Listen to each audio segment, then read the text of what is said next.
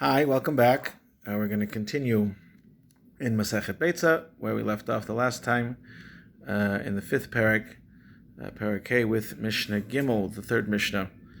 And this brings us back deep into the worlds of Hilchot Shabbat. I believe we've encountered this topic once before, but we're going to give a little bit of background, and that's into the world of what's called Tchumin.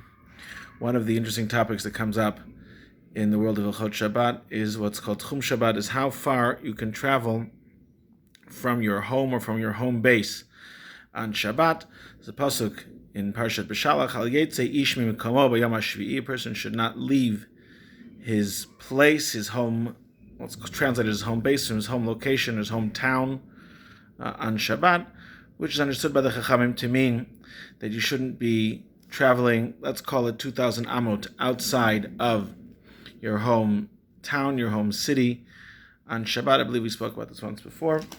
I think you can see this diagram here. Right, it's measured. Basically, you can imagine a circle from the place where you are. If it's within a city, basically get to the edge of the city, and then we measure out from there. Unless you do something called an Eruv Tchumin. We talked about this, I believe, when we talked about the meaning of the word Eruv, which literally means mixture or mixing. We talked about there are three different kinds in halacha of three different areas of Eruv. We talked about it back in the second Perek when we talked about Eruv Tavshilin. We talked about what an Eruv Tavshilin means, mixing the foods between for Yom Tov, and Shabbat. We talked about an Eruv Chatzerot, that it's really not about the wires and the poles and the enclosures, but the Eruv Chatzerot is really mixing, is the food that's shared between the residents of the different courtyards. And the Eruv Tchumin is a special arrangement that's made. Here's a different diagram, again from the Koren or Steinsaltz Gemara. If you can see, I don't know how well you can see it. You're getting it in mirror image, so the words won't be clear. But if you see there's a picture of a house there, and there are two overlapping circles, and there's a dot.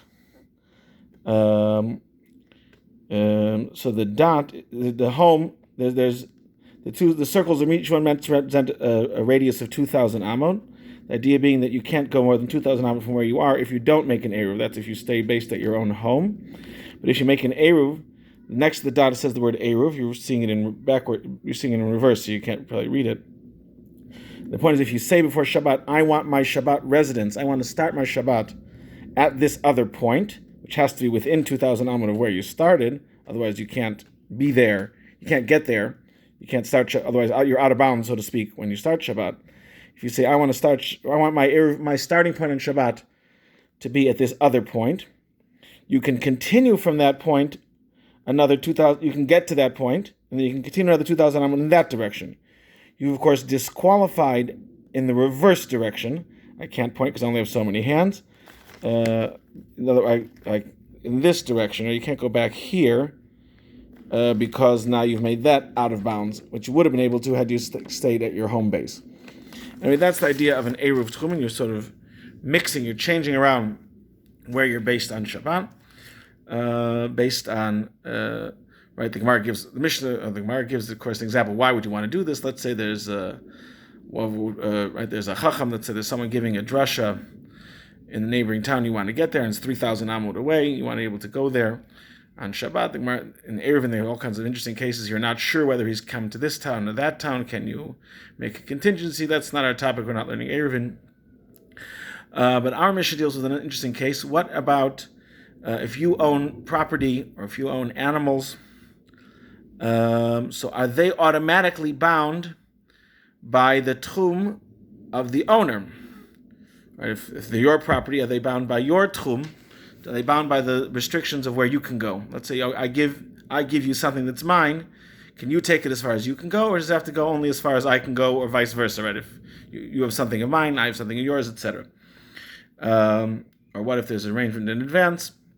And so on, what are the conditions on which we can change whether something is bound by the original owner's restrictions or whether it can go further? That's the question that comes up in our Mishnah here. So that's Mishnah Gimel. So let's take a look. So Mishnah says, "Habeimav hakilim kiraglei habealim." If there's an animal, it's owned by someone, say I have a cow or a sheep or whatever it is, so it can only go, obviously if it goes on its own, it goes. I'm saying if you're watching my sheep for me, if I'm tending my sheep, someone's tending sheep, they're only allowed to take it as far as the owner is allowed to go. Other than that, beyond that, it's not supposed to travel. Utensils, if I have a pot or whatever, some other utensil of yours, it shouldn't be taken beyond the limits of the owner of the object, because it should also be limited by where the owner can go. The assumption was that he was going to maintain it, and therefore it should be bound by his limitations. There's an interesting question: what if you give your sheep or your cows to a shepherd or to someone who's in charge of watching it? So do we say, does the responsibility shift to him? The Mishna says one thing, and Kati points out the Gemara gives a bit of a twist to it. So Mishna says, "Hamoser b'hem toliv no ola ro'eh, hare'elu keraglei ha'balim." The Mishna seems to say that giving it to a shepherd doesn't change anything. If you give it to your son to watch, to a child to watch, or to a shepherd, then it also retains the status of the original owner. Kahati points out that the Gemara says this is if there are multiple shepherds in town, and you would not have known in advance which shepherd you would have given it to. No, there's no way to know. There's no reason to assume that you should have necessarily given it to this shepherd, and therefore we say it retains the status of the original owner. But the Gemara says, if there's only one shepherd in town, everyone gives their sheep to this shepherd to watch during the day, so then you can assume that you had in mind that this is the shepherd who would watch the sheep during the day, and therefore it can follow his... hold on one second. Just double check that I'm getting it correctly.